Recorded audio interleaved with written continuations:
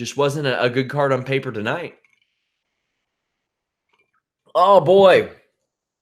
Cris Cyborg molly-whopped Felicia Spencer. Cris Cyborg fought a hell of a fight.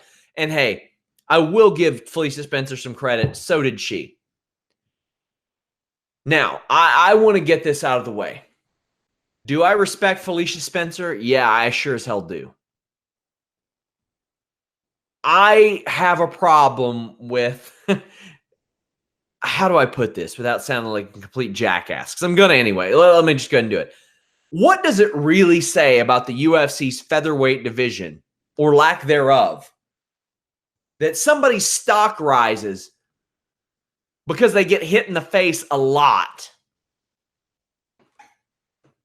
That's what makes somebody's stock rise in this division? They get hit in the face a lot and don't fall down? Damn. All right, man.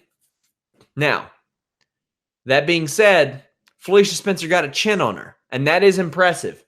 But this featherweight division is not a division. It is not. Cyborg threw some heavy strikes. I thought Spencer did all right at moving away. Managed to cut Cyborg with an elbow. That was impressive. That was good. But Spencer had the stance and footwork of a 10-day veteran.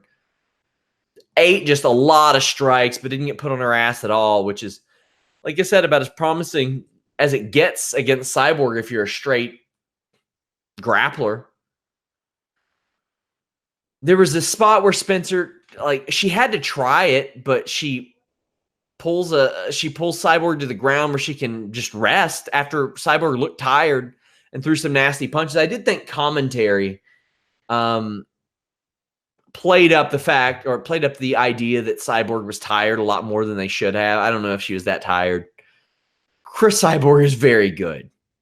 And I know I bust balls about her management because her management sucks. Her management traditionally is just terrible. Whoever manages her PR is generally terrible. But goddamn, she's an excellent fighter.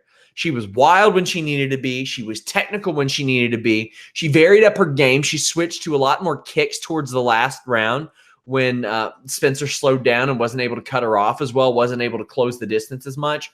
Cyborg kept her distance a little bit better, something that I've really always talked about that she's been able to do really well.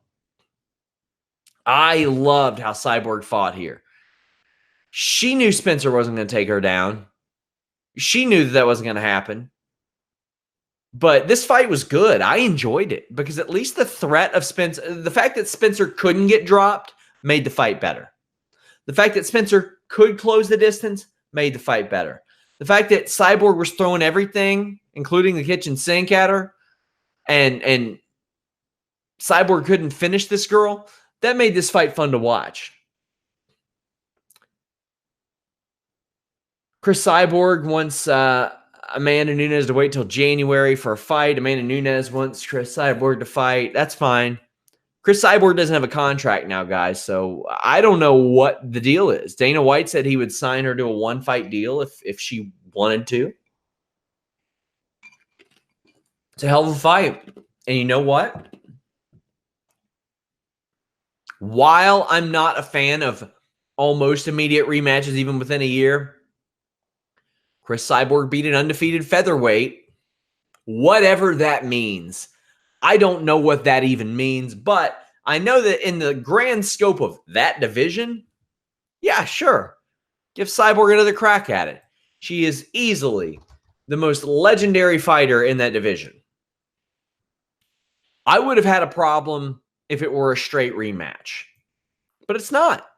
Cris Cyborg got back in the cage. She won another fight against what Fight Matrix calls the number 3 featherweight in the world. Really, she'd be number 4. The only reason Amanda Nunes isn't ranked higher is because she fought in a different division. But